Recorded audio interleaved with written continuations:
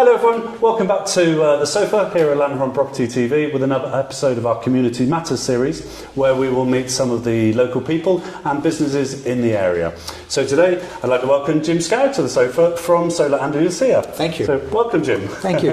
Well, thanks for coming in today. And now I understand you are the local solar expert in the area. I think it would be fair to say? That would probably be fair to say. Yes. We have 15 plus years of activity in the area now. Fantastic. So we've been here for a while. Definitely. Yeah. So tell us a bit about your story. How did you arrive here in Andalusia, and in particular in the Alpujarras? Well, I think like many other people, this is a coincidence. People don't really know much when they come. Back in the day, there certainly were no services such as these to give people an idea of what they were getting into. So ours was quite a bumpy ride coming up from the north. We were looking for properties in the Pyrenees and got not mocked but robbed. Our car got completely gutted at a parking lot outside Barcelona. Oh, wow. And from there, a chain of mad events ended up with a...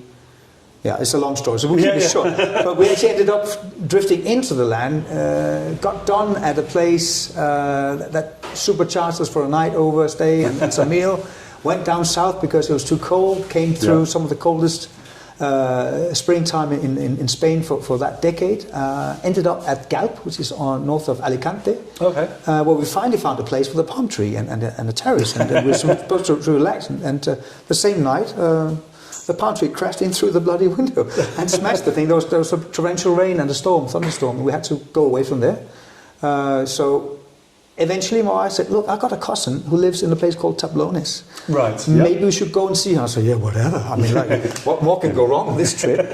And we made all the way down here, took Granada in one day and came to Tablones and passed through Lanjaron on various occasions. And always with a bit of mist and cloud and mystery and a very... It's just a nice atmosphere here, isn't it? It is, yeah. And I knew right away when I saw this place, I could live here. You could live here. And it took us about a year to get our things together, and we ended up moving here. Wonderful. And I understand you live off-grid completely yourself. We are off-grid completely, yes. A bit of a declaration, Jim did install my solar system, so that's how I know him. But tell us a bit about what you do with the solar, because a question we get asked an awful lot by people moving here, particularly from Northern Europe, is, do I need mains electric and solar? But actually, unless you live right in town, everyone's on solar here. Everyone's on solar. Solar works really well here because we have a very high probability for sunshine. Yeah. Very clear skies. In fact, we do have now, over the past year, we moved more and more into the grid-connected systems as well. Okay. And in order to make a quicker payback time, we now encourage people to go off the grid. Right. Because the grid is quite loaded with connection fees and quite a low kilowatt hour tariff. Yeah. But that's kind of like a false economy. And because solar works so well, and because we now have, within the past 2 years again, we have been introduced to and now working with lithium batteries. Yes. Things just became a lot simpler for a solar user. So now there's really not much to talk about anymore. It is definitely competitive with the grid. Yeah. And there's various ways of doing it. If you're standalone, well, there's no doubt. You want to have adequate storage. You should also always have a small backup generator just in case. If you were in the mountains, so you could have 3 days of overcast, and it doesn't make sense to try and cover that with storage. That costs too much. Where a small petrol generator of decent quality is maybe €700, and that's it. And that will get you through those days. Well, I know from my experience, I only ever need it maybe once or twice a year, maybe. I think we run through a jerrycan a year.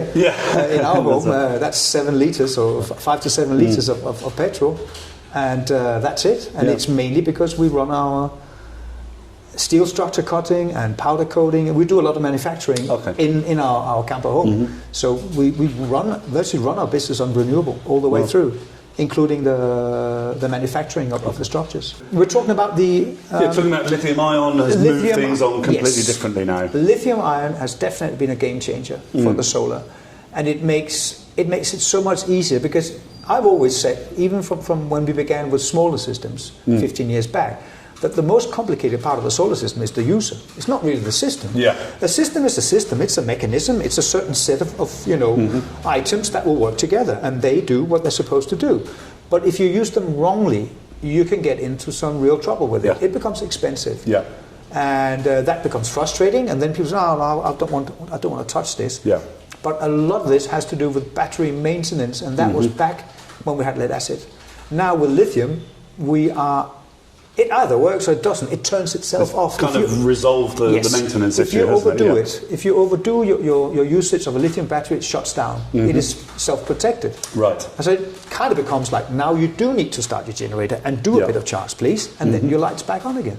But the truth is, most of our newer clients don't even, they work within that middle range, and they never see a power cut, and they never really have any extreme experiences, as long as they keep on top of things, which is simple. Yeah, so it's perfectly usable for everyday use. I know we run a fridge, freezer, washing machine, all of those things. That is not a problem. It's just timing when to use it. Exactly. Timing of day, of course, is crucial. If you want to have your normal rhythm from your grid life, you would probably put the washing machine on or the dishwasher before you went to bed. Now that doesn't make sense. You want to have consumption while you got the sun supporting your panel. So you have both the panels and the batteries joining, which means you can actually overuse what you're producing for a short while during the day, borrowing from your batteries, and still come up clean and just top it and up fully later, charged at the end of the day. Yeah, fantastic. So it really becomes it's very simple to use now.